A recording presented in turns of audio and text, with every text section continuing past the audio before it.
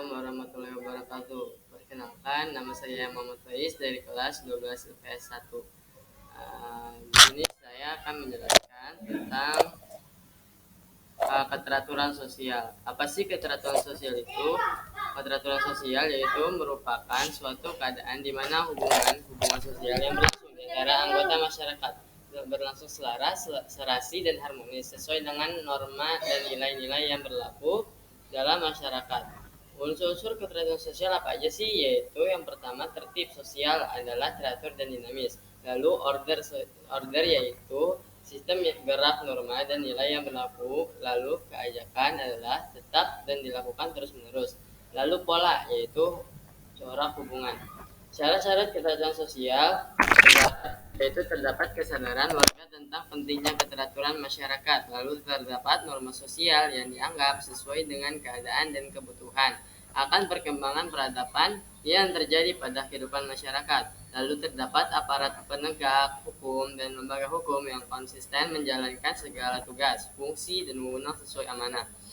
Nah, yang kedua yaitu ada konsep sosiologi. Konsep sosiologi, pengertian dari konsep sosiologi yaitu adalah ilmu yang mempelajari setiap kehidupan masyarakat. Objek kajiannya yaitu sosiologi dibagi menjadi dua objek.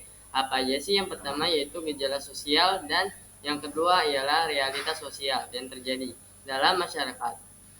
Ciri-ciri sosiologi yang pertama yaitu bersifat kumulatif, yaitu sosiologi diperbaharui, diperluas dari teori yang sebelumnya. Dua, teoritis yaitu menyusun abstraksi dan dari hasil observasi dari para ahli. Yang ketiga, empiris, yaitu melakukan kajian berdasarkan observasi dan menggunakan akal sehat. Yang keempat yaitu kinetis, menjelaskan fakta serta analisis tanpa melihat baik atau buruknya. Nah, sosiologi itu sebagai ilmu pengetahuan, satu, dapat diuji kebenarannya berdasarkan fakta dan pemikiran. Tiga, materi tersusun secara sistematis. Empat, pembuatan pengetahuan yang dapat dibuktikan. Satu, sosiologi politik. Yang ketiga, sosiologi pendidikan. Yang keempat, sosiologi agama. Yang kelima, sosiologi pedesaan. Yang keenam, sosiologi perkotaan.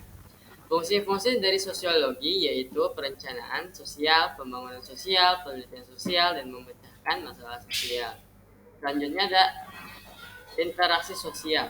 Interaksi sosial adalah hubungan timbal balik antara individu ke individu, antara individu ke kelompok, antar kelompok ke kelompok. Ciri-ciri dari interaksi sosial adalah yang pertama yaitu minimal dua orang, memiliki simbol atau bahasa, memiliki tujuan adanya ruang dan waktu.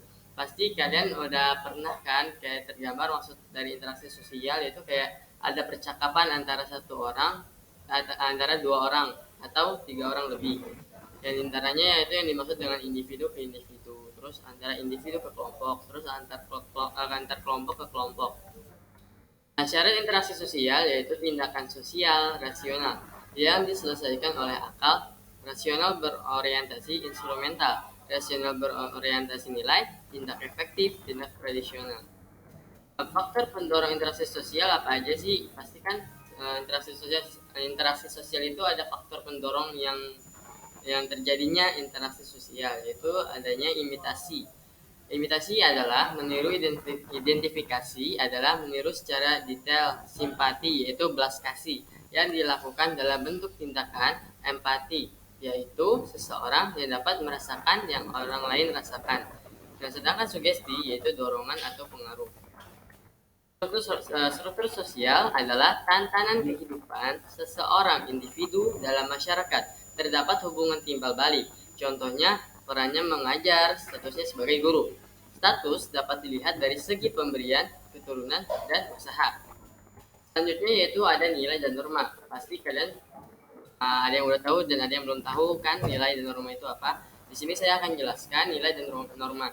Nilai dan norma yaitu sekumpulan perasaan atau anggapan terhadap suatu hal pedoman hidup bagi masyarakat untuk bisa mengetahui benar atau salah, baik atau buruk.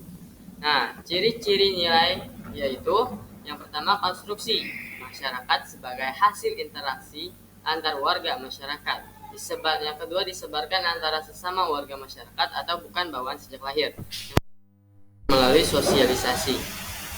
Nah, Nilai sosial juga terbagi menjadi tiga, yaitu nilai material. Apa sih nilai material? Nilai material adalah segala sesuatu yang berguna bagi unsur fisik manusia. Yang kedua, nilai vital. Apa sih nilai vital? Nilai vital adalah yang berguna untuk mengadakan kegiatan dan aktivitas. Yang ketiga, nilai kerohanian. Nah, nilai kerohanian itu adalah yang berguna bagi batin manusia. Selanjutnya, kelompok sosial. Kelompok sosial merupakan kumpulan manusia yang memiliki kesadaran akan keanggotaannya dan saling berinteraksi. Bentuk-bentuk kelompok sosial ada dua, yaitu semua data. Semua dapat dibagi menjadi tiga, yaitu yang pertama hal, yang kedua publik, yang ketiga media. Media sosial adalah usaha menarik kesimpulan yang dipercaya kebenaran dengan sadar menurut prosedur ilmiah tertentu. Tersebut juga syarat penelitian, materi, yang kedua terencana, yang ketiga mengikuti aspek yaitu objektif, kompeten, faktual.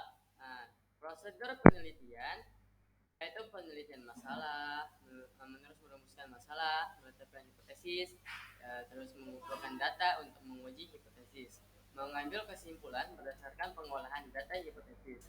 Nah, terus selanjutnya mengadakan generalisasi dari kesimpulan nilai. Tadi nilai dan normal sudah saya jelaskan.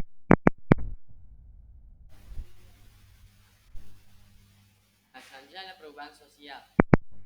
Perubahan sosial, perubahan pada kehidupan mencakup dalam kehidupan seperti perubahan cara berperilaku, nilai dan norma, hubungan sosial hingga teknologi. Perubahan sosial negatif. Negatif sama dengan dapat mudah melihat cara modus pencarian data pribadi berita hoax. Banyak orang-orang yang dalam berita hoax sehingga orang-orang tersebut tidak berita yang sebenarnya terjadi. Nah, sama dengan media sosial dapat menghubungkan kita dengan orang lain dengan cepat. Nah, selanjutnya konflik sosial berasal dari bahasa Latin yaitu con, artinya bersama, dan free cer artinya bertabrakan dalam arti saling menunjuk. Nah, kelompok-kelompok sosial yang berbeda-beda dengan satu dengan yang lainnya bersifat horizontal berdasarkan agama, ras, etnis, klan, profesi, dan gender. Selanjutnya kesetaraan sosial. Apa sih kesetaraan sosial itu? Nah, stratifikasi sosial adalah kelompok-kelompok sosial yang berbeda-beda dengan satu dengan yang lainnya, bersifat vertikal. Bentuk-bentuk stratifikasi yaitu yang pertama terbuka, tertutup, yang kedua campuran. Kedudukan stratifikasi sosial yaitu upper kelas adalah kekayaan berdasarkan keturunan, sedangkan middle class adalah mampu mencakupi diri sendiri. Yang ketiga lower class adalah mendapat bantuan dana dari pemerintah. Selanjutnya globalisasi. Globalisasi pasti kalian juga tahu dong globalisasi itu apa. Globalisasi kan secara pemikiran itu kan menyeluruh gitu ya, kayak keluar dunia, maksudnya semua dunia itu bakalan tahu secara globalisasi. Nah, saya akan menjelaskan globalisasi itu. Globalisasi secara umum adalah peningkatan keterkaitan antar bangsa dan antar manusia di seluruh dunia atau disebut dengan mendunia. Ciri globalisasi yaitu perubahan konsep, pasar, dan produksi, peningkatan interaksi, munculnya kebudayaan, timbulnya masalah bersama. Penyebab terjadinya globalisasi yaitu karena adanya ruang dan waktu. Yang kedua ada faktor ekonomi, yang ketiga adanya interaksi kultural atau antar budaya, meningkatkan masalah bersama, faktor produksi yang berhubungan dengan manusia, baik primer maupun sekunder.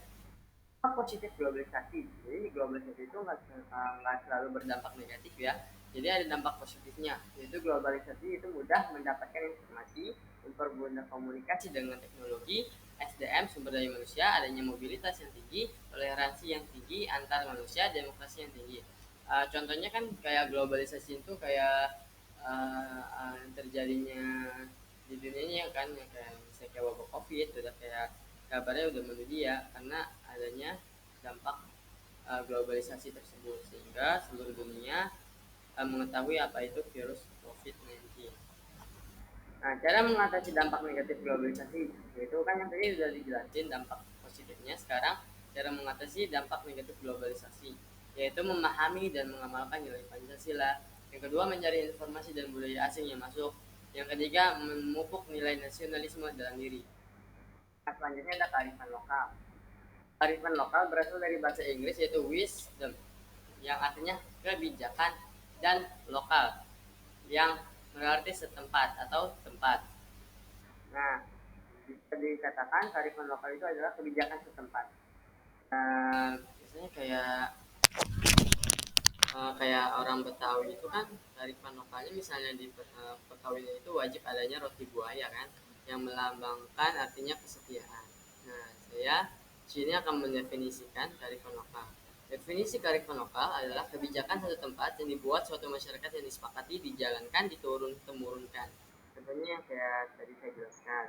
Nah, interseksi, adalah persilangan atau pertemuan keanggotaan suatu kelompok sosial. Konsolidasi adalah dua kelompok yang berbeda, tak ada yang mempersatukan rawan terjadinya konflik. Mengukur budaya sendiri dengan budaya orang lain, atau etnosentrisme. Dan selanjutnya ada subbudaya. Subbudaya menyimpang adalah perbedaan dalam kelompok masyarakat, contohnya adalah kehidupan di lingkungan, pelacuran, dan perjudian. Selanjutnya ada ketimpangan sosial. Nah, pasti kalian juga tahu dong ketimpangan sosial itu apa. Maksud ketimpangan sosial itu yaitu ketidakadilan sosial yang dapat mempengaruhi yaitu kondisi demografi, kondisi pendidikan, kondisi kesehatan, kondisi ekonomi. Dampak akibat yaitu kemiskinan, kriminalitas, kemerosotan moral. Nah, selanjutnya upaya mengatasinya yaitu meningkatkan kualitas penduduk dengan pendidikan, kualitas fasilitas kesehatan. Nah, itu saja yang dapat saya sampaikan. Apabila ada kesalahan kata atau perkataan yang kurang dimengerti, saya mohon maaf. Nah, sekian dari saya ucapkan terima kasih. Assalamualaikum warahmatullahi wabarakatuh.